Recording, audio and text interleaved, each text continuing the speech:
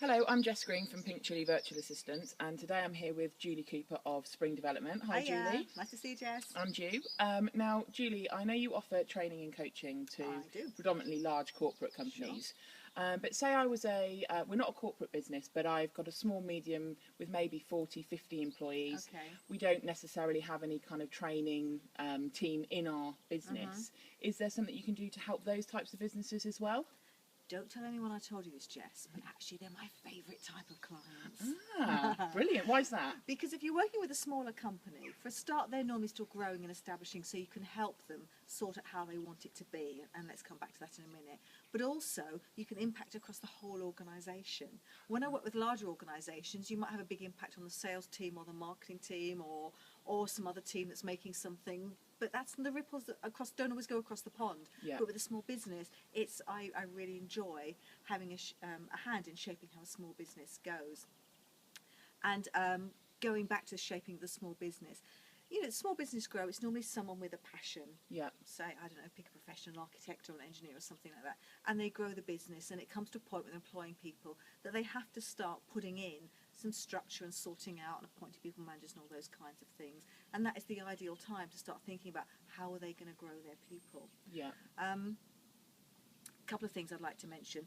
One is one of my favourite Peter Drucker quotes is "Culture eats strategy for breakfast." Now, what that means is that someone might plan how they want their business to go, and it's all in the head, and the strategy is fantastic.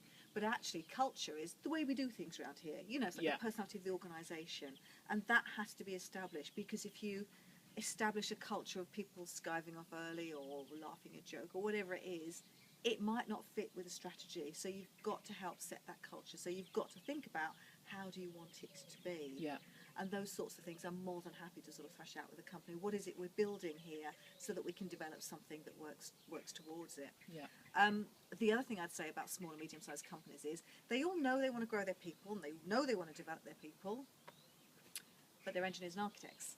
And they don't know how to do that. Yeah. And they're sort of really scared of wasting money, so they'll dip their toe in the water and say, how much is this training course? And they'll get an answer that's 4 figures and they'll go, whoa, that's too much money. And then they'll do nothing. So what I love to do is to sit down with people with absolutely no obligation. I'm much more interested in helping people than selling stuff. Yeah. And helping them work out what it is they want, because that's my job. Yeah. I'm the learning development profession. I'm not an architect, like you said earlier. You wanted something, I'm not an architect. I can't do what they do. Oh, painting and decorating. You said you were a great painter and decorator. You're not great at painting and decorating, but you're better at it than I am at architecting. Yeah. It doesn't happen.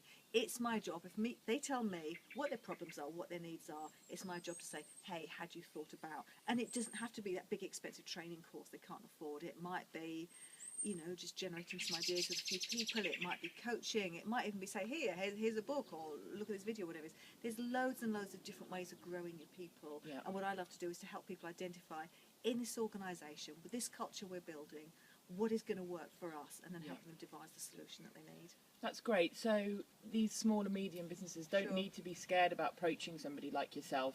It's not going to be off the peg for a corporate business. They don't have to worry about, how it's going to work in their business. No. You'll help hold them through that process. Absolutely. And kind of Absolutely. tailor something to that business. And if I'm not the right person for them, and sometimes I'm not, sometimes you will be, because it will turn out what they really want is social media training or something that you offer and I don't. Yeah. Which is fine. No, they really need.